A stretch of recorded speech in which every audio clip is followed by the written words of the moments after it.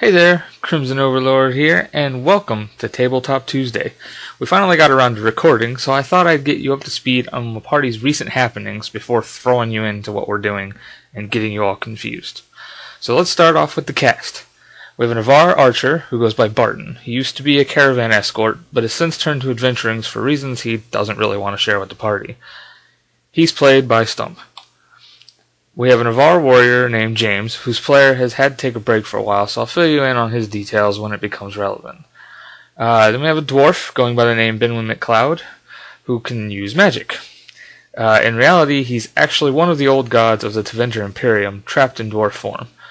Basically, he just woke up from a 10,000-year nap and is still kind of stretching, so he's not quite up to speed where he should be. Expect some awesome power from him in the future.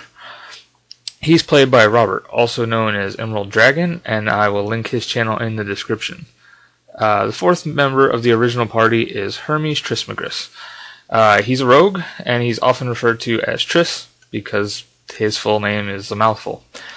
He's a city elf with a tendency towards thievery. He's played by Chris. Adding on to the team for the second adventure were two apostates. Leraje Forrester is a human who aspires to become a blood mage. He enjoys making people explode with walking bomb, and he hates pants. He's played by Cerrati. Hermes is also a human, and he wields a greatsword and armor to disguise himself as a warrior while he's in Ferelden. His family dates back to the old Tenebre Imperium and is full of shapeshifters and blood mages. He himself aspires to become a shapeshifter. He's played by me, CrimsenOverlord, often referred to in-game as Mike or GM depending on the situation. Recently, we've acquired two more party members. Roshek is a dwarf, a real one, who likes to hit things with his hammer and drink people under the table. He's played by David. Tenebre is a human warrior. She's the strong silent type. Literally, she's meant to be the party tank. She's played by Cheyenne. The original four party members escorted an Arl's children from a meeting point to the Arl's estate near the Kokari Wilds as their first adventure. Through some persuasion from Tris, they convinced the Arl's aide Alenka to accompany them on their journeys as they go throughout Ferelden. As they were leaving town, the Arl's daughter caught up with them and revealed herself as a budding mage who had been learning from a teacher that the party found rather sketchy and hasn't heard from since. Alenka, being a circle mage, offered to take the girl under her wing, and while promising not to take her to the circle, kind of planned to the whole time because she doesn't want to get in trouble. About this time during the first adventure, McCloud explained his unusual situation about being an old god, though he did not use the term old god, and Alenka suggested that he should head toward Orlais and meet up with the Grey Wardens there, as there aren't very many in Ferelden at this point. So the group decided to head north towards the port city of Amaranthine, and along the way they discovered a strange little village that shouldn't exist in the Brazilian forest. Just outside the village they met up with Leraje and investigated the town. During the several hours that they were in the town, the party suffered from mass paranoia and fear as they broke the #1 rule of adventuring. They split the party. Tris found himself alone in a lightless tunnel due to an attempt to trap Barton in said tunnel, an event that probably wouldn't have happened without the mass paranoia, though you never know. Barton and McCloud took a separate tunnel in an attempt to figure out what was going on, and James and Leraje went off to find a magical light source, as they could not see in the tunnel with a regular light source. At this point, Vius was missing, though him and Leraje had been traveling for a few days prior to this, and Leraje was expecting to find him somewhere in the town, as that was where he had last seen him. In the tunnels, they discovered the source of the town's powers, a massive glyph carved into the stone of the town, as the town was set in a stone foundation. And they attempted to destroy it, which they're pretty sure they did, since once they were done, the town vanished the moment they left it. During the fight that allowed them to destroy the glyph, they found Vius unconscious and they reunited the entire party. They all found their way to each other. When they found Tris, he attacked them,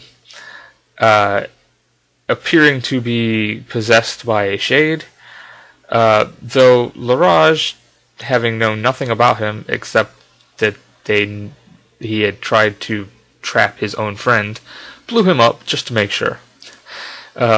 Unknown to the party, it had been a shape-shifting demon. The real Tris had already escaped the town and had no knowledge of the fight. Him and Alenka and the girl, who had been waiting outside, took off towards the circle tower after waiting for several days for the party to come out with no luck. And for the next 6 months, he was going about his business as a kind of errand boy for the circle tower, just kind of delivering packages and whatnot to keep himself in the money. The rest of the party exited the town after what felt like 6 hours to find themselves in a different spot than when they left in the early spring. 6 months had passed since they entered the town. They had no idea what had happened or how. Turned around and disoriented, they made their way to the town of Elmridge on the edge of the Frostback Mountains. There, Leraje, having gone into the town to ask directions, ended up kind of goading the group into accepting a quest to rescue the Jarl's daughter from Avar raiders. The truth of the matter was much more complicated, and raiders actually weren't the real cause of her disappearance. But the party did finally manage to rescue the girl after standing beside the Avar's Redhold against a massive horde of Darkspawn. They fought hard for an entire night and nearly died, but in the end they defeated a huge bear scon, which is a blight-tainted bear. They managed this by explosion. I told you Leraje loves walking bomb. You will likely hear the party talking about blowing up a bear a lot, as it was probably the highlight of the campaign so far. After blowing up the bear, the party met back up with Tris, who had acquired the 2 new members of the group as bodyguards for his current errand. Party did not trust him as they saw him explode, but the Avar shaman kind of looked him over and claimed that he was neither evil nor a demon, so they let him stay on for now. They're still kind of wary at the moment.